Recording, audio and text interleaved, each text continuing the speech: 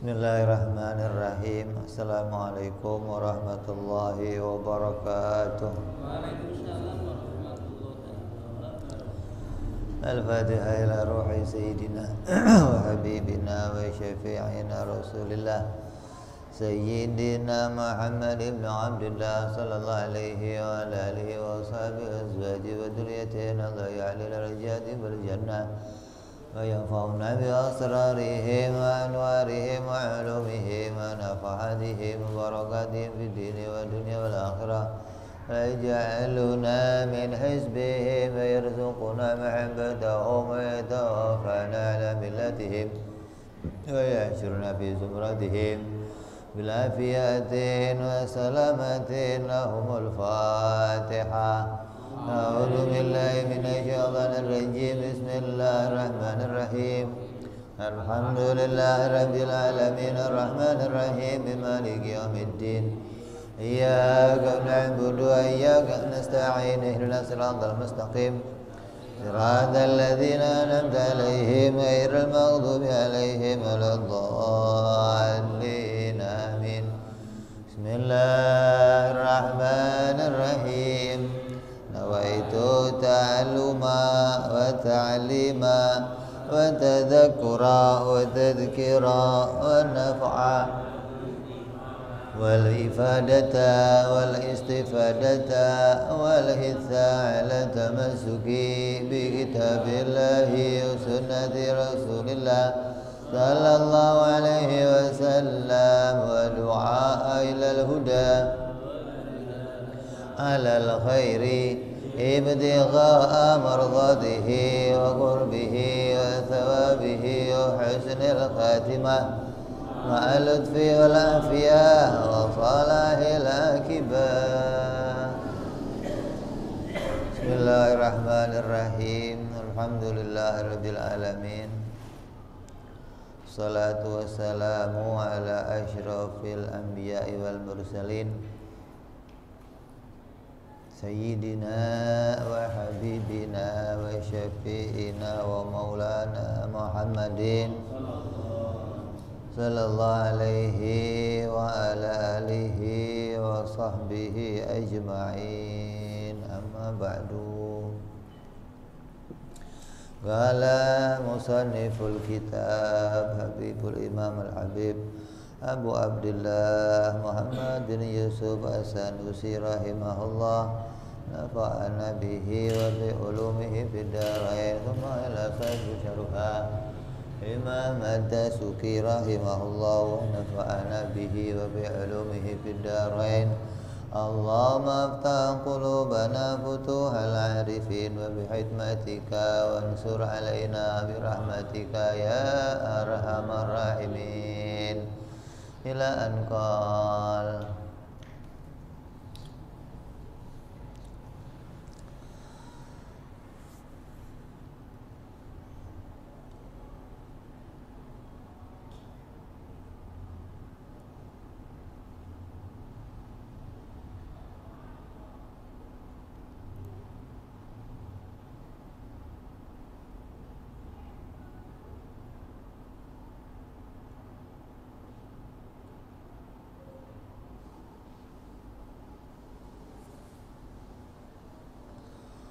walihada qila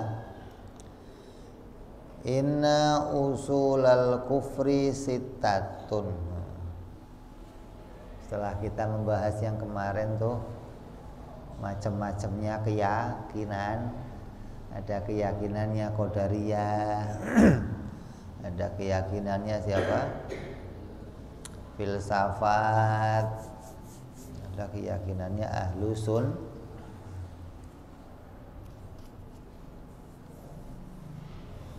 Maka dari pengertian macam-macamnya keyakinan, kamu harus tahu bahwa ada 6 pokok keyakinan atau pemahaman yang mendasari seseorang bisa jadi orang kafir.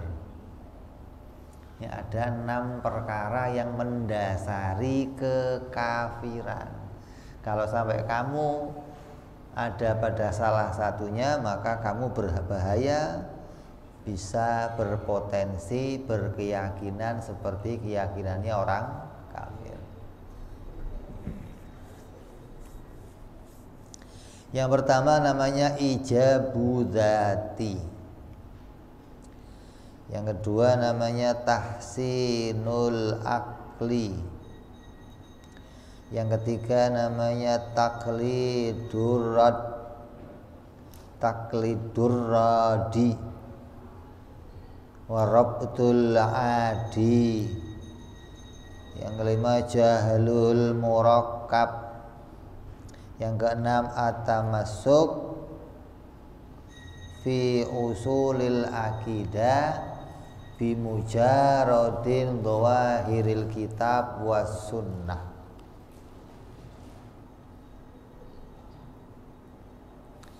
Min ghairi ardiha alal barahinil aqliyah wal qawati'i syar'iyyah lil jahli bi adillatil uquli wa adamil irtibati bi asali bil arabi wa ma taqarrara fi fannal arabiyyah min dhawabita wa usulin.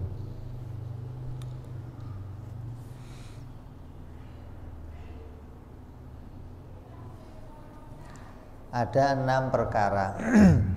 Yang pertama namanya ijabu dzati.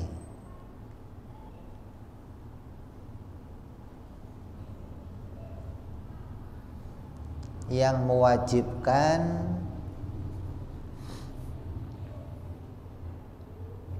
zat itu bisa menciptakan sesuatu. Jadi yang memunculkan itu bukan sifat tapi zat. Yang kedua tahsinul akli, menganggap akalnya itu hebat, lebih hebat daripada syariat, lebih hebat daripada yang lainnya. Cukup pakai akal, nggak usah pakai yang lain. Terus at-taqlidurradi, ikut-ikutan pendapat orang lain tanpa mau mencari tahu kebenarannya. Ini penyebab kekafiran tuh. Terus rabtul adi, meyakinkan hukum adi atau hukum kebiasaan. Terus al jahlul murakkab, bodoh yang murakkab, bodoh yang tersusun. Kenapa? Yang hanya berpegang pada lahiriah Al-Quran dan Sunnah dalam masalah pokok-pokok akidah tanpa mendiskusikan, tanpa mencocokkannya dengan dalil-dalil akliyah atau dalil-dalil syar'iyah. Hal ini karena ketidaktahuan pada dalil-dalil akli. Tidak adanya penguasaan terhadap berbagai uslub Arab dan berbagai batasan-batasan serta prinsip yang ada dalam disiplin ilmu bahasa Arab. Orang kalau sudah berpegang pada terjemahan ya sudah repot. Jadi jangan sampai kita melangkah pada salah satu yang 6 ini. Kita jelaskan satu-satu. Di sini musharrih mengatakan fal ijabu dzati, yang disebut dengan ijabu dzati, mewajibkan zat, wa aslul kufril falasifah. Keyakinan ini menjadi pokok utama yang menyebabkan orang-orang filosofi itu menjadi orang kafir. Haitsu ja'alu, yang mana mereka orang-orang falasifah itu menjadikan adzatal aliyata fa'ilatan bimuqtada ijabidati. Mereka menjadikan zat yang maha luhur sebagai yang melakukan karena konsekuensi al-ijabudati. Artinya Allah itu menjadi penyebab. Jadi dirinya Allah itu menjadi penyebab kemunculannya alam semesta. Di alam ini muncul dari zatnya Allah. Dan muncul secara otomatis gitu loh. Bukan karena ada Tuhan, karena Dia Tuhan, maka Dia harus jadi pencipta. Jadi mewajibkan Tuhan itu menciptakan sesuatu. Jadi kalau Dia itu nggak mencipta gimana? Ya bukan Tuhan. Masa ada Tuhan nggak bikin apa-apa? Masa ada Tuhan nggak punya makhluk? Masa ada Tuhan kok pengangguran? Ya, dia mengatakan Tuhan itu harus menciptakan. Kalau nggak menciptakan, bukan Tuhan, hantu katanya.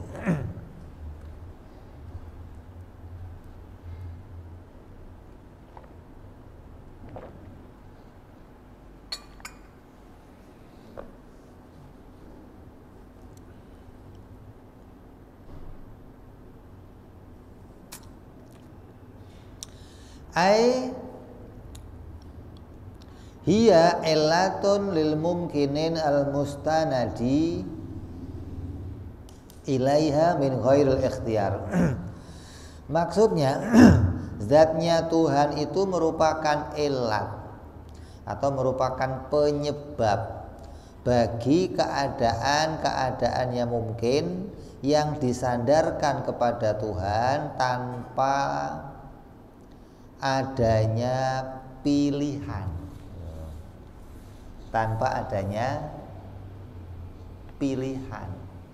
jadi otomatis wujudnya Allah itu memunculkan sesuatu. Kayak ginilah, kalau saya bergerak otomatis baju saya ikut gerak. Walaupun saya nggak menginginkan baju itu gerak, asal saya gerak, bajunya pasti. Kalau kepala saya gerak, kacamata saya, walaupun saya nggak pingin dia gerak, itu namanya muncul karena zatnya sesuatu. Nah, orang filsafat menganggap alam ini muncul karena zatnya Allah, gitu loh. Karena Allah itu ada, Tuhan itu ada, maka dirinya Tuhan itu memunculkan makhluk ini tanpa dikehendaki. Jadi Allah itu ya sebenarnya nggak pingin bikin alam, cuma karena Dia itu Tuhan, ya otomatis memunculkan alam, gitu loh. Walaupun dianya nggak pingin bikin, jadi mewajibkan Tuhan bikin alam, itu kekafiran yang pertama. Ini kalau kamu kok ada orang yang mengatakan apa buktinya adanya Tuhan? Ya ini adanya langit bumi ya. Kalau langit buminya nggak ada gimana? Ya Tuhannya nggak ada. Kenapa? Memang yang namanya Tuhan kan bergandengan sama langit bumi. Karena adanya Tuhan maka muncullah langit bumi. Itu yang begitu bahaya itu keyakinan begitu. Jadi menganggap Tuhan dan alam itu selalu bergandengan, nggak pernah terpisahkan gitu loh. Kayak Tuhan itu punya kewajiban menciptakan alam semesta. Padahal bagi kita itu hukumnya apa? Jaiz. Mau bikin alam ya boleh, nggak bikin alam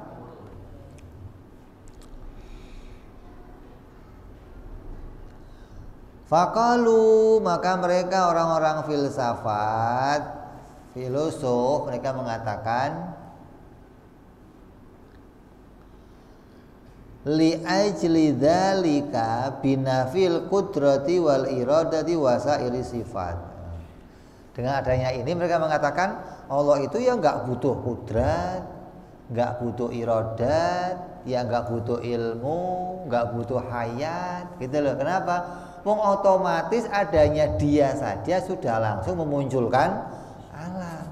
Nggak usah diciptakan, nggak usah. Jadi nggak perlu kudratnya Allah, nggak perlu irodatnya Allah, nggak perlu ilmunya Allah, nggak perlu hayatnya Allah. Padahal untuk menciptakan kan akal menemukan kalau dia nggak bersifatan 4 ini maka dia nggak akan bisa menciptakan. Apa itu kudrat, irodat, ilmu, hayat? Ini wajib sebagai pencipta bersifat ini. Lah, mereka filosofi ini mengatakan, oh Tuhan nggak perlu sifat-sifat itu, cukup dirinya Tuhan bisa memunculkan alam semesta.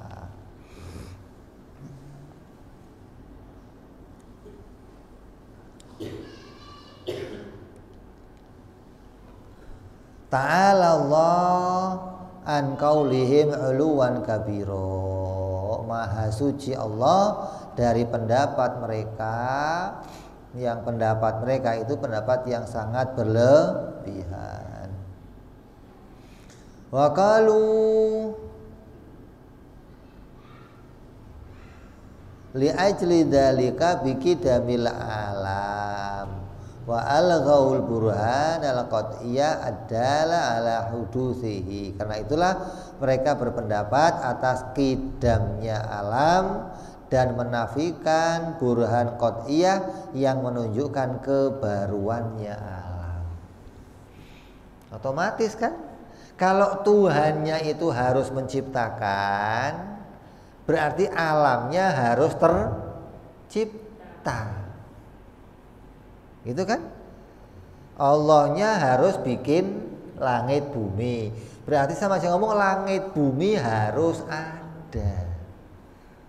Berarti derajatnya langit bumi dan derajat Tuhan sama-sama wajib ada. Ini diantara penyebab kekafiran yang pertama, meyakini kalau alam ini qadim. Alam ini tidak berawal. Alasannya karena Allah, karena Tuhan wajib menciptakan alam. Kalau Tuhannya nggak ada awalnya gimana? Oh berarti alamnya juga nggak ada awalnya. Karena ada Tuhan ya ada makhluk. Masa ada Tuhan tapi nggak ada makhluk? Lah Tuhan dari mana dia? Tuhan apa itu? Ini kata filsafat begini. Wala khaufa annaka idza tahaqqaqta bima sabaq min wujubi huduthi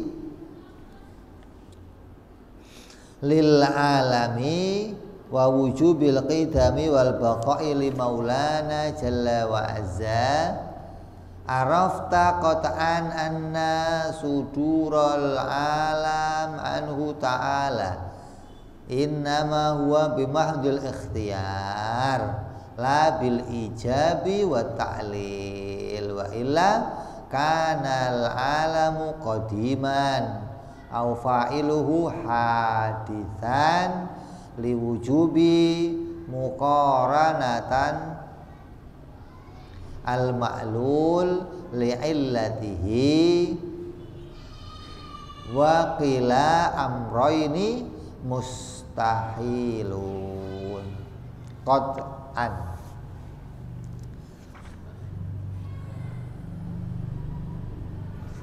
Maka sudah tidak diragukan lagi, tidak ada kesamaran lagi, tidak ada kebimbangan lagi, maknanya jelas.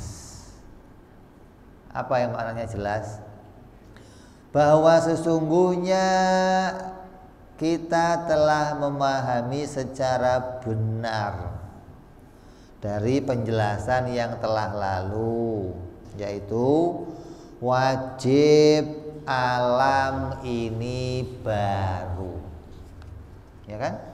Wajib alam semesta ini baru. Artinya baru apa? Berawal. Yang tadinya nggak ada jadi ada.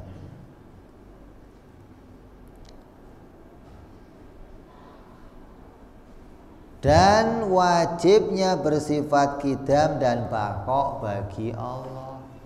Itu udah kita dalili kemarin tuh. Wajib alam ini baru, mustahil alam ini qadim.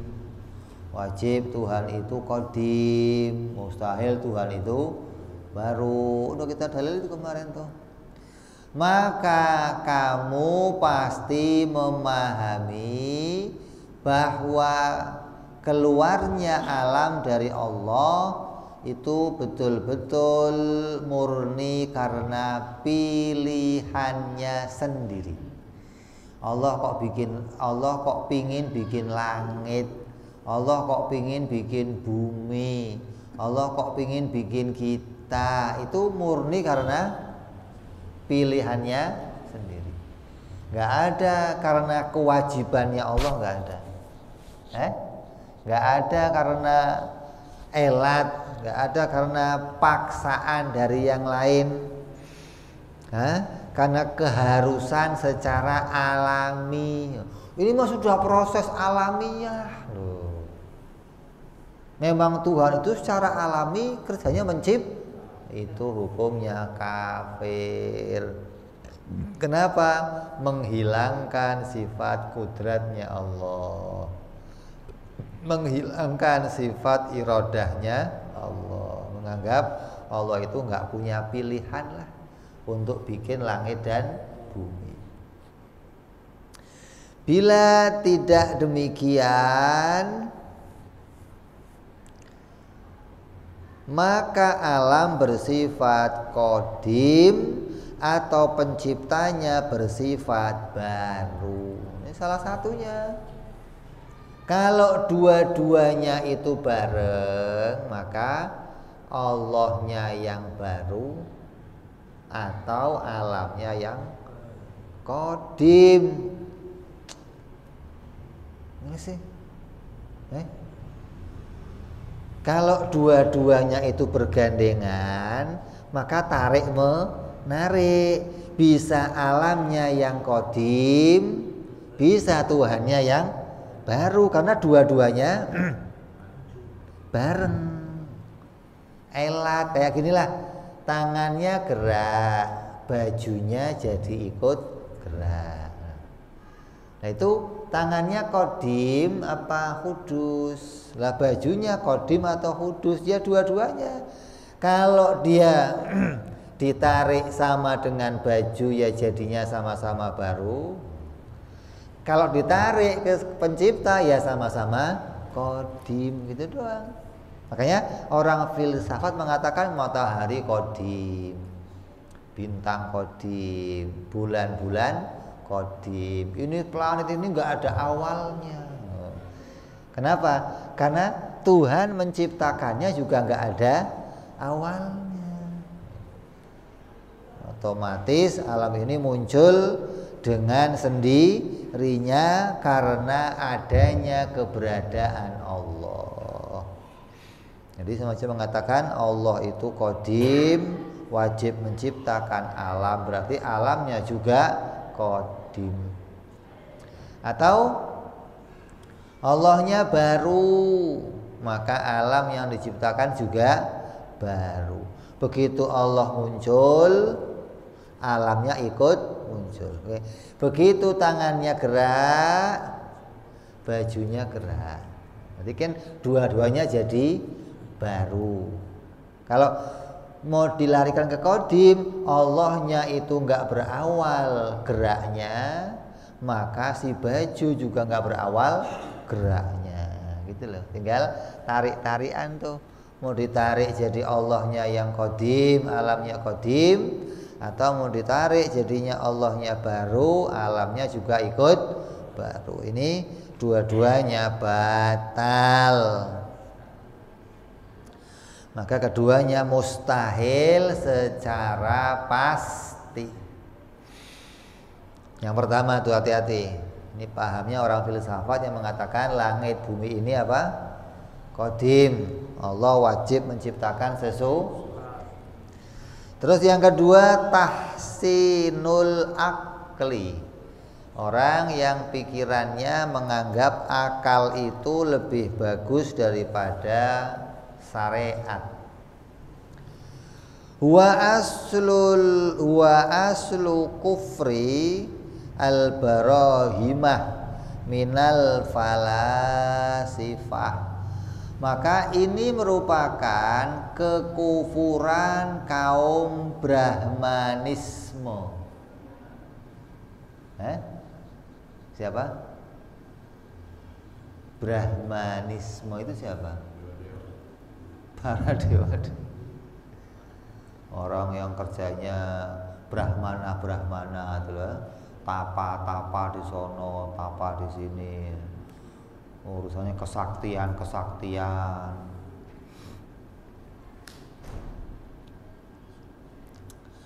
Dari sebagian orang-orang filosof, nggak ngerti juga kok filosof apa sih ini?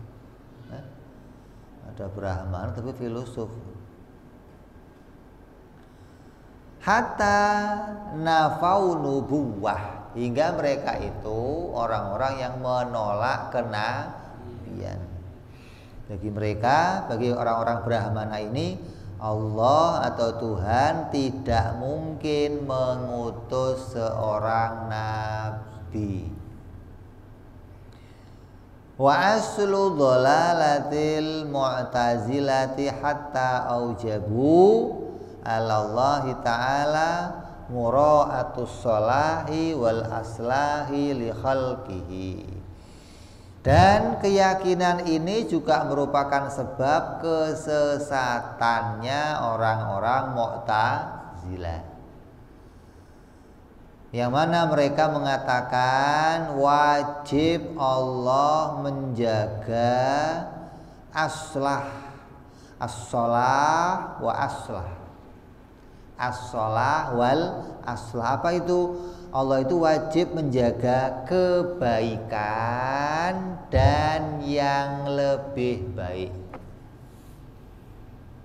Jadi Allah itu wajib menjadikan hanya perkara yang baik dan yang lebih baik.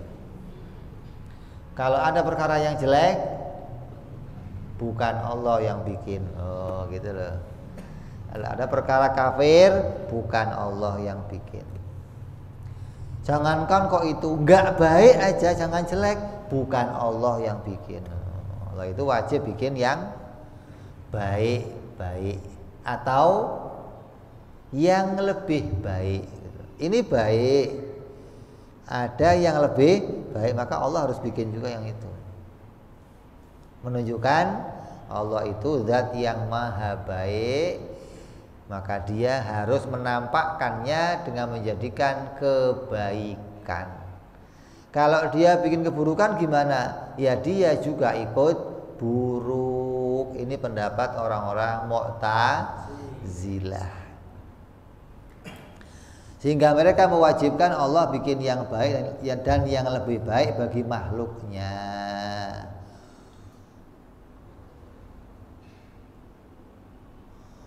Wa allalu af'alahu wa ahkamahu bil aghrad, di mana mereka mengelati, menggandengkan berbagai perbuatan dan hukumnya Allah dengan berbagai tujuan. Orang Mu'tazilah pasti begitu. Sudah mereka itu mengatakan Allah itu wajib bikin yang baik dan lebih baik, otomatis juga mereka mengatakan Allah itu wajib menjadikan sesuatu dengan tujuan yang benar. Dua-duanya ini kan kita tolak. Bikin yang baik dan lebih baik mustahil bagi Allah, bukan suatu kewajiban. Terus apa? Mempunyai tujuan dalam perbuatan juga mustahil. Itu kita tolak tuh. Wa ja'alul aqla yatawassalu wahdahu duna syar'i ila ahkamillahi ta'ala asyar'iyyah ila ghairi dzalika minadh dhalalah.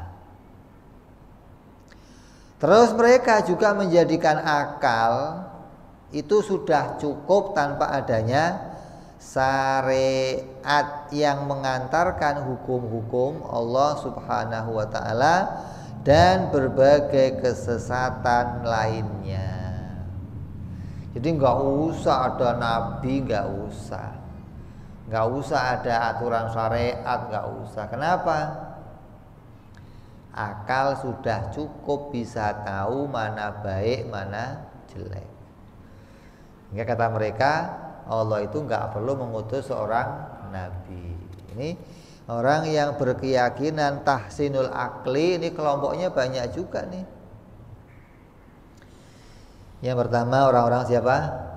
Mu'tazilah, yang mengatakan Allah wajib bikin sholah wal aslah, yang baik dan yang lebih baik. Kalau hari ini saya itu dibikin baik, maka besok ya boleh dibikin baik lagi, enggak boleh dibikin jelek, enggak boleh. Jadi Allah itu enggak boleh bikin kejelekan pada hambanya. Kalau ada kejelekan pada hambanya, itu terjadi dari dirinya si hamba, bukan dari Allah Subhanahu wa taala, bukan. Nyambung enggak? Jadi kalau Allah yang bikin, maka pasti itu halnya itu baik atau lebih baik. Kalau ada yang jelek, kafir, maksiat, bukan Allah yang bikin. Gitu loh. Jadi ada orang berzina, ada orang riba, ada orang mencuri, ada orang bohong, ada orang khianat, ada orang, maka itu bukan ciptaannya Allah. Itu ciptaannya makhluk itu sendiri.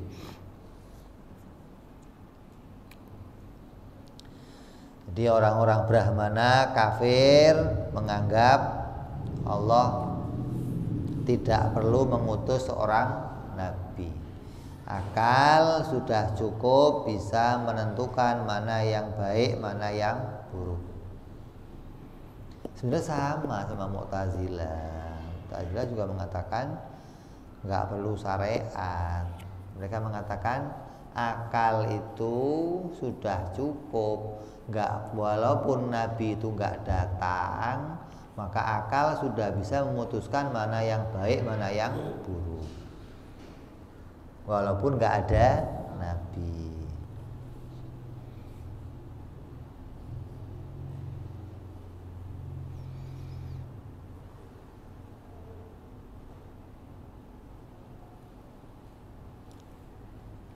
Ini kelompok yang menyebabkan kekafiran yang kedua. Kamu harus hati-hati nih. Ini banyak sekali nyerempet pada kita. Oh, masa sih Allah bikin yang jelek? Allah kan bikin yang baik-baik doang. Nah, filsafat kamu apa? Mu'tazilah kamu. Sholah wal aslah, mengatakan Allah harus bikin yang baik dan lebih baik. Emangnya kalau Allah bikin jelek kenapa? Kalau Allah bikin jelek, Allah jadi ikut jelek.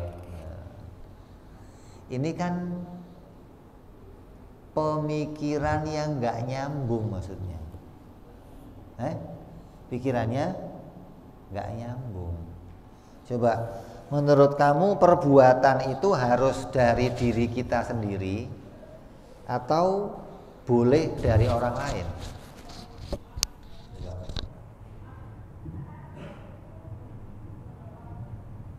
Perbuatan itu harus dari diri kita sendiri atau boleh dari orang lain?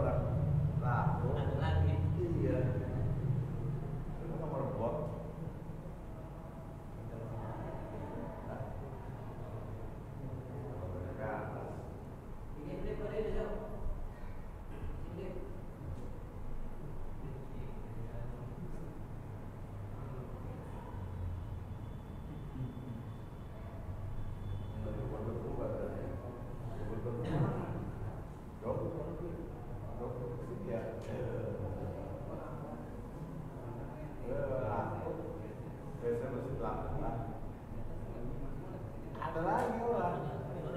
Ada dua, ada orang lagi.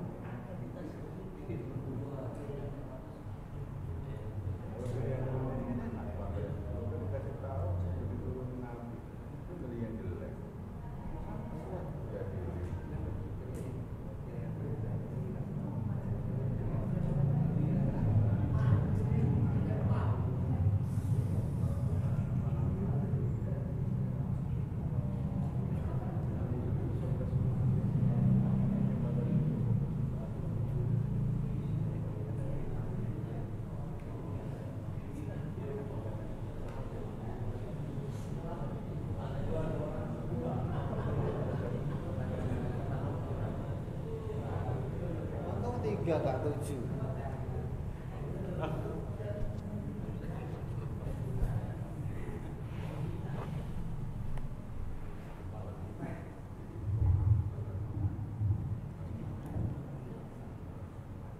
Nah, dua roye.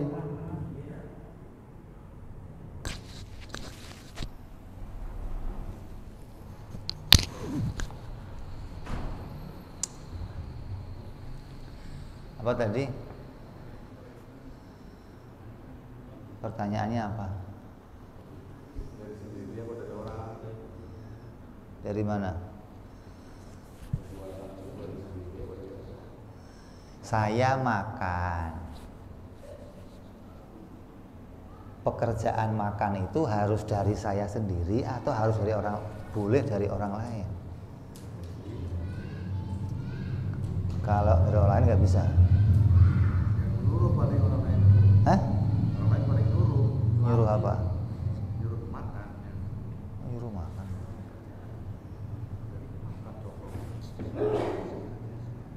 Saya makan. Seseorang yang disebut orang yang makan itu harus dirinya orang itu sendiri dengan tenaganya yang makan, atau boleh orang lain yang membuat dia makan? Hah? Orang lain udah nyuapin. Mau nendangin, mau nyumpelin, mau apa, hasilnya disebut makan. Dari mana? Harus dari dirinya sendiri atau boleh dari orang lain? Boleh dua-duanya. Nah, kalau Mu'tazilah menganggap nggak boleh dari orang lain. Yang namanya perbuatan kamu itu ya harus kamu yang ngerjain. Kalau orang lain yang ngerjain ya bukan perbuatan kamu, berarti perbuatannya orang lain. Ini anggapan mereka demikian. Allah sama demikian. Allah itu nggak membuat perbuatan kita yang jelek-jelek, enggak. Allah hanya bikin, menolong kita. Allah itu hanya menjadikan yang baik. Tidak boleh Allah menjadikan yang jelek-jelek. Jadi kalau saya makan, terus saya disuapin sama orang lain, karena saya nggak bisa makan nih, tapi saya pingin makan, terus saya nggak bisa makan, disuapin sama orang lain, maka pekerjaan makan itu tetap untuk saya atau untuk yang nyuapin? Yang dihitung orang yang makan siapa? Saya apa yang nyuapin? Pertanyaan kemana, jawabnya kemana loh? Yang disuapin, bukan yang nyuapin kan yang makan. Walaupun pekerjaan itu bukan dari anak kecil, ditanya sudah mandi belum? Sudah, padahal dimandiin. Ya, bisa begitu? Iya. Apa harus mandi sendiri? Yang mandi bukan yang mandi, bukan dia. Mandi. Saya nanya, pekerjaan mandi itu bagi siapa? Iya, Kalau yang mandiin ikut mandi enggak? Hah? Enggak. Yang nyuapin ikut makan enggak? Enggak. Yang nidurin, ngelonin ikut tidur enggak?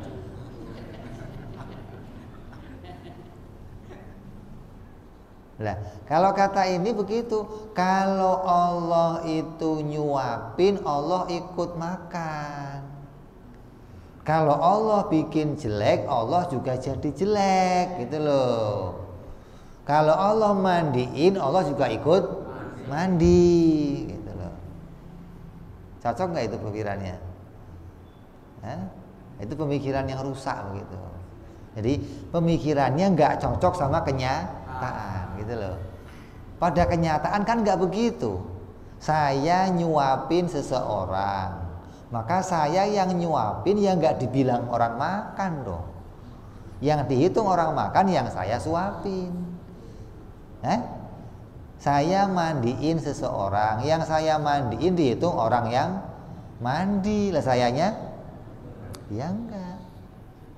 Jadi kalau Allah bikin jelek, Allah yang nggak ikut jelek, hubungannya apa? Dalang menerbangkan wayang, dalangnya ikut terbang nggak? Nah, kan kalau ikut terbang repot. Ada emak-emak mandiin anaknya, keluar basah bareng. Lu mandi bareng apa mandiin anak? Nanti sekarang mandiin. Apa? Mandi. Nyambung, jadi kamu nyambung. Jadi ganjil. Waktu hari penghakiman bagaimana itu? apanya? Ya karena semua sudah dibikin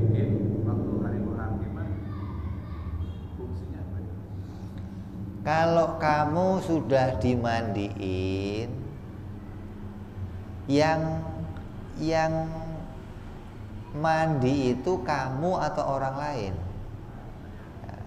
Setelah kamu dimandiin, kamu bilangnya terima kasih atau enggak bilang apa-apa? Terima kasih. Kenapa terima kasih? Bersih dimandiin. Kok bersih? Karena saya menerima sudah dikasih kerjaan, sudah ditolong hingga punya Jadi yang nolongin saya, pekerjaannya itu saya yang ngakuin. Mau itu pekerjaannya baik, mau pekerjaannya jelek, tetap saya yang ngakuin. Lah kalau saya yang ngakuin, kan di sidang pantas wong saya ngakuin. Kecuali saya nggak ngakuin, enggak saya nggak mandi, saya dimandiin. Nah, beda nih, itu jabariyah, nggak ngakuin punya pekerjaan. Nah kalau kita dikasih kerjaan dan ngakuin, terima kasih ya Allah udah disuapin, terima kasih ya Allah udah dimandiin, terima kasih ya Allah udah disolatin, terima kasih ya Allah udah dijadikan pergi haji. Hatta orang yang pingin banting kartu kan nggak bisa banting, ada yang nolongin, gue bantuin bro, makasih bro ya, terima kasih nggak? Terima kasih. Ada yang beliin, terima kasih. Ya makasih lah ya kan, berarti kan kalau di sidang pantas enggak? Kenapa soalnya? Seneng sih. Karena punya pekerjaan.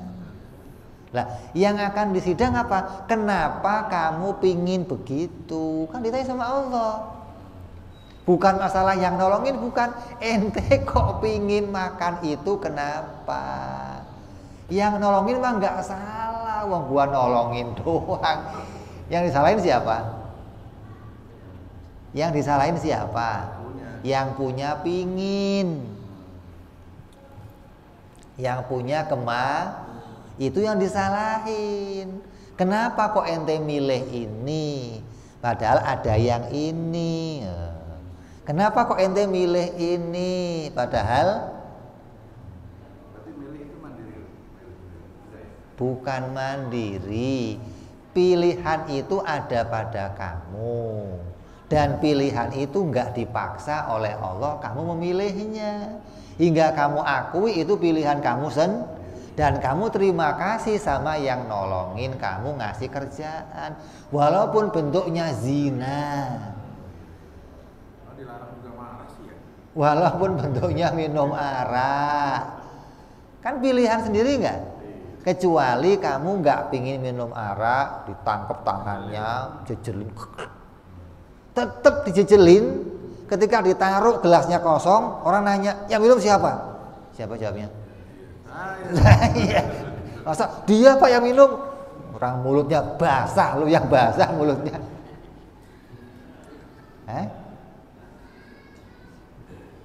Dipaksa makan sotong mamanya, hitam semua. Sotongnya habis sepiring, tanya siapa yang ngabisin?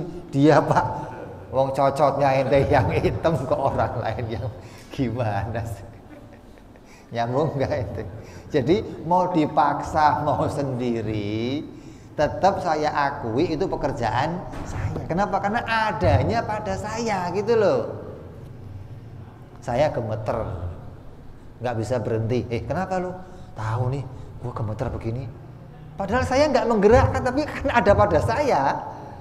Saya akui itu pekerjaan saya gitu loh. Lu kenapa bro? Tahu nih, gua kedinginan gemeter nggak bisa berhenti. Kedinginan. Buyutan itu orang tua. Ini kedinginan menggigil di puncak, nggak bawa istri.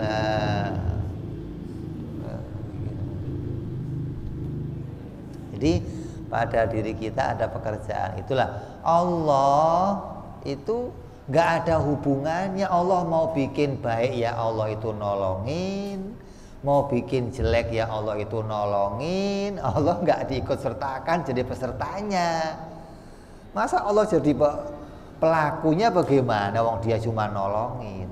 Jadi hakikatnya kita ini nggak bisa ngapa-ngapain. Saya ini lemah. Tiap hari kamu ngomong la haula wala quwata illa billah. Berarti ketika kamu punya keinginan, saya pengen keluar, saya pengen berdiri, saya pengen duduk, itu saya nggak bisa melaksanakan itu kalau nggak ditolong. Ada yang bantu dudukin saya, makasih ya bro. Dibantu saya berdiri, makasih. Apalagi kamu kok gatel, nggak bisa garuk, duh. Hah? Masih bisa bantu tembok. Ini nggak bisa tembok, nggak bisa apa ya Allah. Tolong digarukin, siapa yang bisa garukin ini? Jadi orang kalau tahu ini akan ngakuin pekerjaan saya itu ditolong semua sama Allah. Nggak ada satupun yang muncul dari saya sendiri, nggak ada. Mau itu yang baik, mau itu yang jelek. Lu kalau begitu ngapain di sidang? Ngapain di sidang? Lu aja yang bego ngapain di sidang? Lah pekerjaannya pekerjaan siapa? Lah bedanya apa dong sama wayang? Kalau wayang kata Mu'tazilah nih, kata Mu'tazilah. Kata Jabariyah, kami ini dipaksa oleh Tuhan. Kami ini bagaikan bulu. Yang kalau ada angin dari barat dia ikut ke sono, ya. Ada angin ke timur dia ikut ke timur. Terpaksa nggak? Kok terpaksa? Lah saya nanya, bulu itu pingin kemana? Lah berarti nggak dipaksa dong. Nggak punya ingin kok dipaksa? Ini dipaksa ke sini? Ya enggak, wong dia kemana aja nurut, dia nggak punya kemauan kok dipaksa. Yang dipaksa itu yang punya keinginan, gitu loh. Jadi pendapat orang Jabari itu bego-begonya orang nggak punya kemauan, kok ngomongnya dipaksa. Wayang itu dipaksa sama dalang, emang dipaksa apa sama apa?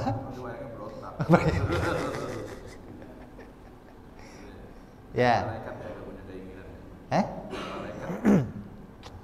Nggak ada yang nggak punya keinginan, yang nggak punya pingin ini, nggak punya pingin. Kalau hidup semua punya pingin, mau malaikat, mau jin, mau tumbuhan, kalau punya hidup pasti punya pingin.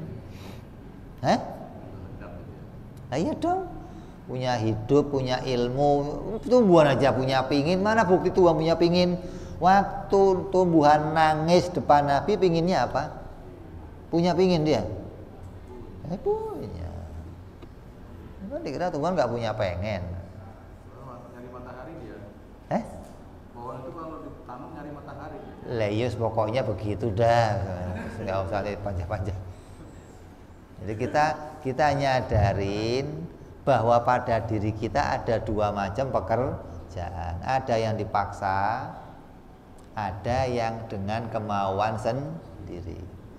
Ya. Dua-duanya yang dipaksa yaitu ditolong, yang atas kemauan saya juga ditolong. Dan dua-duanya saya akui itu pekerjaan saya. Mu'tazilah enggak. Dia mengatakan, yang dari Allah itu ya yang baik-baik, bukan yang jelek-jelek. Kalau Allah bikin jelek, kenapa? Ya Allah nanti ikut jelek. Allah bikin jelek, Allah ikut. Hubungannya apa? Hukum pengadilan dunia terlibat. Lah ya tadi, kalau saya disuapin, pekerjaan makan itu akan saya akui sendiri atau dia saya ikut sertakan? Ini kan begitu kan.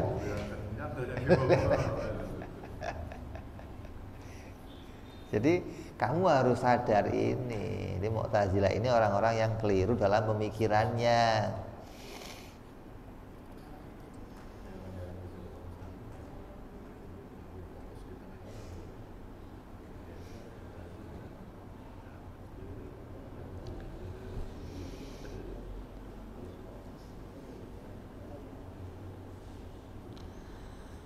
Dan mereka mengatakan akal itu sudah cukup baik tanpa adanya syariat. Jadi umumnya nggak ada nabi nih, nabi nggak ada. Kata mereka akal udah cukup, nggak usah pakai nabi. Akal bisa nentuin mana yang baik, mana yang jelek tanpa adanya nabi. Padahal kalau nggak ada nabi, ya nggak bisa ada baik, ya nggak bisa ada jelek. Lah dari mana munculnya baik dan jelek? Mau nggak ada nabi, nggak ada perintahnya. Lah iya dong. Binatang itu ada emak naikin anaknya, anak naikin bapaknya, ada bapak naikin anaknya. Itu ayam yang baik apa ayam yang jelek? Ya nggak ada ayam baik, nggak ada ayam jelek. Kenapa? Karena nggak ada perintah, nggak ada larangan untuk ayam. Itu loh. Hingga nggak bisa kamu putuskan itu ayam jelek atau ayam baik. Lah yang dikatakan baik jelek mana ketika ada perintah. Maka orang Mu'tazilah mengatakan tanpa nabi akal juga bisa mutusin mana yang baik mana yang jelek. Jadi wajib, sunnah, haram, makruh, mubah kata mereka bisa diputuskan pakai akal. Gimana caranya? Kalau saya melakukan kebaikan, melakukan sesuatu dah, yang sesuatu yang saya lakukan itu kemudian dipuji oleh semua orang, nyenengin orang. Bukannya dipuji oleh semua orang, namanya wajib. Kalau saya ngelakuin yang baik tapi yang muji hanya satu orang, dua orang namanya sunnah. Ada orang mau ketabrak, saya selamatin. Yang muji siapa? Semua yang lihat akan muji. Ini wajib namanya. Tadi begitu. Tapi kalau saya ada batu di pinggir jalan, saya pinggirin, ya nggak semua orang muji. Hanya sebagian orang yang muji, maka itu sunnah. Kalau saya ngelakuin sesuatu semua orang benci, itu haram namanya. Kalau saya ngelakuin sesuatu sebagian orang doang yang benci, namanya makruh. Kalau saya ngerjain nggak ada yang muji, nggak ada yang benci, namanya mubah. Itu menurut Mu'tazilah baik dan buruk seperti itu. Kalau nggak ada syariat, akal pun sudah bisa mutusin mana baik mana buruk. Standarnya Pujian orang. pujinya kan ada standarnya tuh puji. Apa kamu ngerjain apalah coba? Ketika dipuji sama orang semua, kamu baik. Kalau di kampung narkoba, pakai narkoba terpuji, ya kan? Di kampung narkoba, tapi kan nggak semua orang muji di situ doang. Ini semuanya muji gitu loh. Maka jadinya wajib. Kalau yang muji sebagian doang, sunnah. Kata mereka begitu. Jadi mereka bikin pemikirannya bisa memutuskan kebaikan. Padahal kebaikan itu kan standarnya bukan manusia. Karena kebaikan itu mau mencari pahalanya Allah, standarnya ya dari Allah, begitu mestinya. Kok jadi ukurannya jadi manusia bagaimana? Kata manusia baik, tapi kata Allah nggak baik gimana? sedunia muji dia semua mamanya, tapi Allah nggak ridho, ya nggak dapat kebaikan. Atau sedunia benci sama dia semua, tapi Allah ridho, gimana? Jadi kebaikan dan keburukan itu harus datang dari Allah. Kalau nggak dari Allah, kita nggak tahu mana yang baik, mana yang buruk. Jadi sebuah kebodohan kalau mengatakan akal itu bisa menentukan mana baik, mana buruk. Akal itu fungsinya hanya memandang sesuatu. Itu fungsinya akal seperti mata. Apa yang dipandang akal, hasilnya akan menemukan 3 perkara pada setiap benda. Yang wajib pada benda ini, yang mustahil pada benda ini, dan yang... Jadi kerjanya akal itu kayak mata. Ketika memandang sesuatu, apa yang di situ diomong. Kalau warnanya bening, ya mata ngomong bening. Kalau adanya bunder, ya mata ngomong bunder. Sesuai dengan yang ada di situ gitu loh. Akalnya begitu kerjanya. Kalau memandang sesuatu, yang wajib ya diomong wajib, yang mustahil, mustahil, yang jaiz ya jaiz. Jadi akal nggak bisa nemu baik mana, nggak bisa, bukan fungsinya akal, bukan. Akal itu fungsinya nggak untuk itu gitu loh. Jadi kalau tiba-tiba mengatakan, oh akal bisa nemu baik, nemu buruk, berarti akalnya beralih fungsi, maksud akalnya beralih fungsi. Kuping suruh nentuin merah, kuning, hijau, bisa nggak? Coba lu lihat ini, bisa kira-kira? Ya nggak bisa, bukan fungsinya gitu loh. Akal suruh mutusin mana baik, ya nggak bisa, bukan fungsinya. Yang mutusin baik buruk ya Allah. Allah perintah jadi kebaikan, Allah larang jadi keburukan. Bukan keputusannya si akal ya. Jadi yang kedua ini juga penyebab kekafiran. Coba, mana yang sampai jadinya kafir?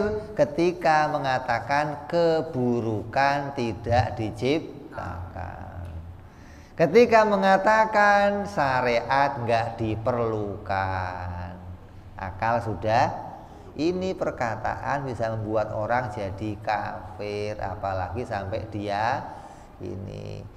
Filsafat Brahmana mengatakan Nabi nggak diperlukan, nggak mungkin Tuhan mengutus Nabi. Ini sebab-sebab kekafiran semuanya, hingga siapa yang melangkah ke arah ini dirinya bisa terjerumus kepada kekafiran apabila sampai akhir hayatnya dia tidak kembali kepada pemahaman ahlu sunnah wal jamaah yang mengatakan apa?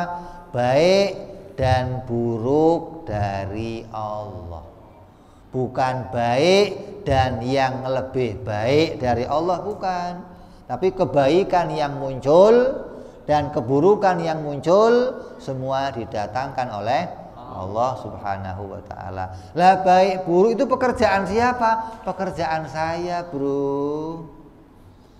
Baik ya kerjaan saya, jelek juga kerjaan, tapi yang nolongin Allah, yang bantu kerja itu Allah. Kalau nggak dibantu Allah, nggak jadi satu kerjaan pun. Ya, mudah-mudahan kita semua senantiasa dalam hidayahnya Allah, taufiknya Allah, hingga senantiasa berada pada kebaikan, pada jalannya para aulia, para syuhada, jalannya para rasul, hingga jalannya orang-orang yang selamat dunia sampai akhirat. Amin ya rabbal ala hadhihi niyyah wa ala niyatin shalihah wa ila hadratin nabi. Al-Fatihah. Bismillahirrahmanirrahim. Alhamdulillahirabbil alamin arrahmanirrahim maliki yaumiddin. Iyyaka na'budu wa iyyaka nasta'in. Ihdinas siratal mustaqim. صراط الذين أنعمت عليهم غير المغضوب عليهم ولا الضالين آمين يا ربنا اعترفنا بأننا اقترفنا وأننا أسرفنا على الله أشرفنا فاتوب تغسل كل هوبة واستر لنا عوراتي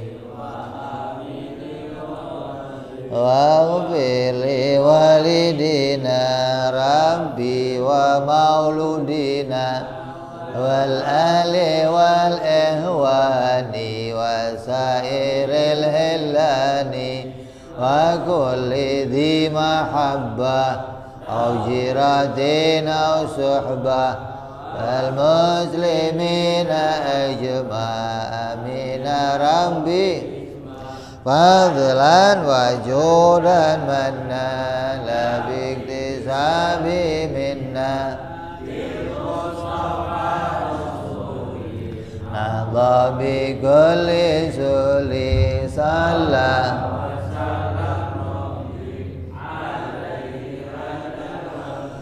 وآله وصحبه عدد طنس صحبي والحمد لله في البدء والتناهي سبحان ربك رب العزة عما يصفون سلام على المرسلين والحمد لله رب العالمين. Assalamualaikum warahmatullahi wabarakatuh.